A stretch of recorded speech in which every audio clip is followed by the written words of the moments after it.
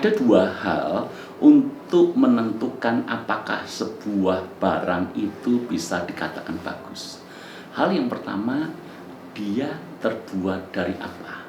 Barang itu terbuat dari apa, itu menentukan apakah barang itu bagus atau tidak. Kalau bahan dasarnya saja sudah rapuh, sudah tidak berkualitas, maka tentu saja ketika barang itu jadi, hasilnya juga tidak berkualitas. Yang pertama, terbuat dari apa. Yang kedua, siapa yang membuat. Kalau barang itu diproduksi perusahaan besar, perusahaan yang terkenal, maka itu bisa jadi jaminan bahwa itu barang yang berkualitas.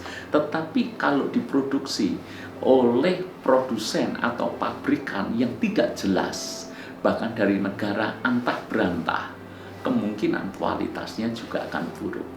Sekarang pertanyaannya kembali kepada saudara dan saya.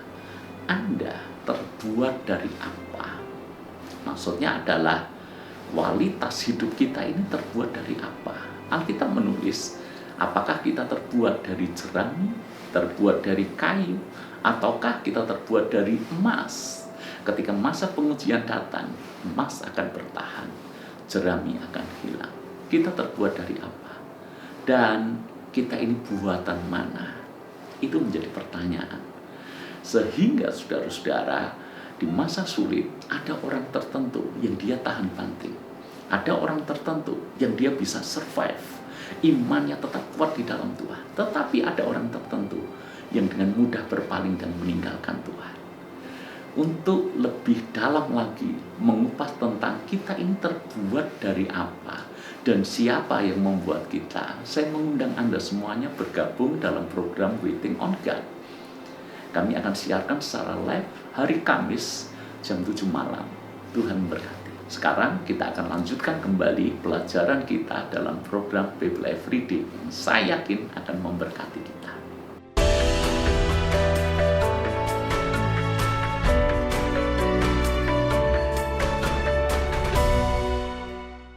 Kembali menyapa Anda di program Bible Everyday. Kita akan belajar di Ayub pasal yang kedua.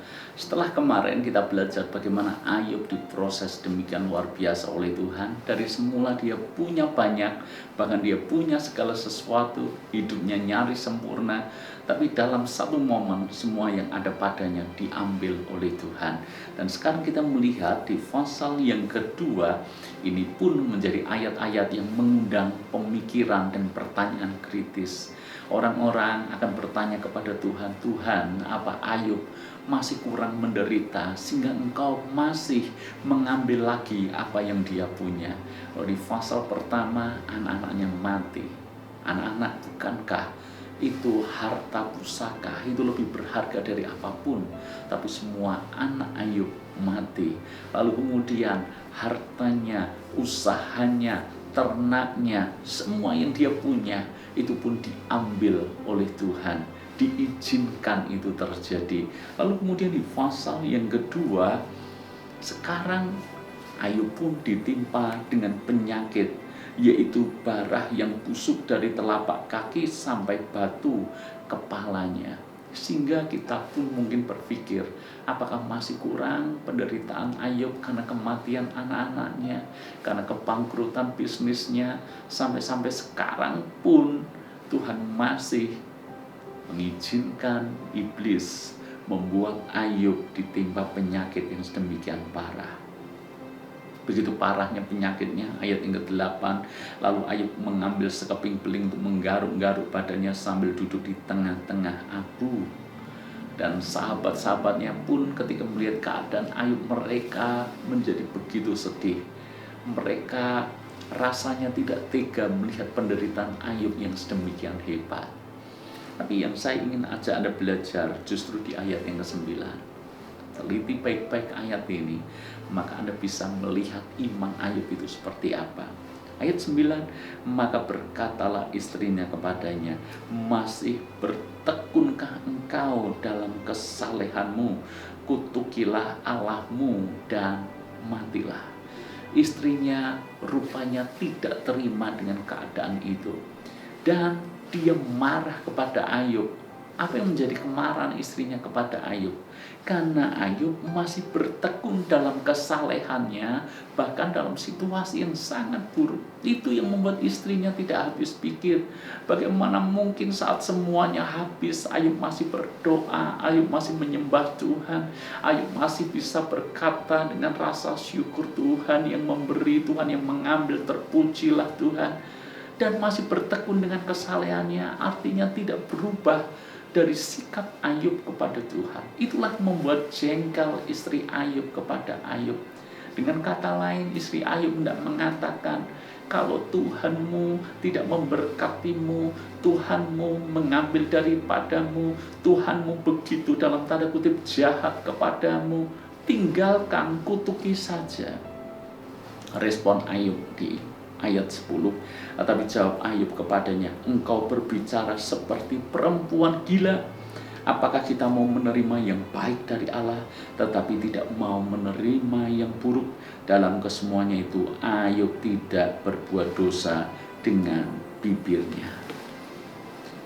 Sikap Ayub jelas tentang Tuhan. Dia berkata kepada istrinya, apakah kita tidak mau menerima yang buruk dari Allah, padahal kita juga menerima yang baik dari Allah. Tuhan izinkan hal yang buruk menimpa, tapi jangan pernah lupa bahwa kebaikan-kebaikan Tuhan juga sudah dinyatakan dalam hidup kita. Jadi bukankah harusnya kita tidak hanya mengucap syukur ketika keadaan baik, keadaan buruk terjadi, dan kita belajar tetap mengucap syukur. Justru itu yang membuat hati kita ini berkenan kepada Tuhan. Dalam situasi pandemi seperti ini, siapa yang tidak kena dampaknya? Mayoritas orang kena dampaknya. Tetapi kenapa kita tidak belajar mengucap syukur kepada Tuhan? Ada orang Kristen yang juga terpapar COVID, hamba Tuhan pendeta juga terpapar COVID. Kenapa tidak belajar mengucap syukur kepada Tuhan? Kenapa? Bukankah Tuhan bertahun-tahun memberikan kesehatan, hanya dalam waktu tertentu, seminggu, 2 minggu, bahkan sebulan harus merasakan sakit, harus isoman, memang tidak menyenangkan. Tapi kenapa tidak bersyukur?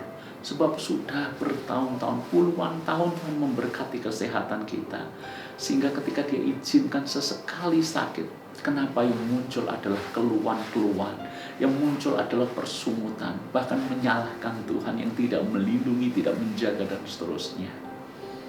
Usaha yang terdampak di masa pandemi ini, kenapa kita tidak melihat momen-momen, waktu-waktu di mana Tuhan memberkati luar biasa? Kenapa hanya ketika dampak ini di masa pandemi ini terjadi, kita mengeluhkan dan seolah-olah kebaikan Tuhan yang berbelas-belas tahun, berpuluh-puluh tahun itu menguap begitu saja? Menurut Anda, apakah ini adil? Ada sebuah ungkapan yang berkata, panas setahun dihapus oleh hujan sehari. Kenapa tidak mensyukuri yang baik yang begitu banyak yang Tuhan anugerahkan? Lalu kemudian ketika Tuhan izinkan sedikit yang buruk terjadi dalam hidup kita, seolah-olah itu menghapuskan semua kebaikan Allah yang kita terima sebelumnya. Menurut Anda, apakah itu adil?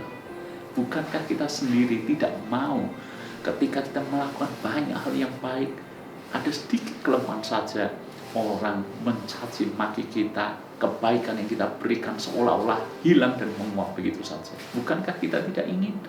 Lalu kemudian kalau Tuhan izinkan kita sesaat waktu lamanya mengalami penderitaan, kenapa kita mesti bersungut-sungut dan seolah-olah kebaikan Allah yang selama ini kita terima hilang begitu saja?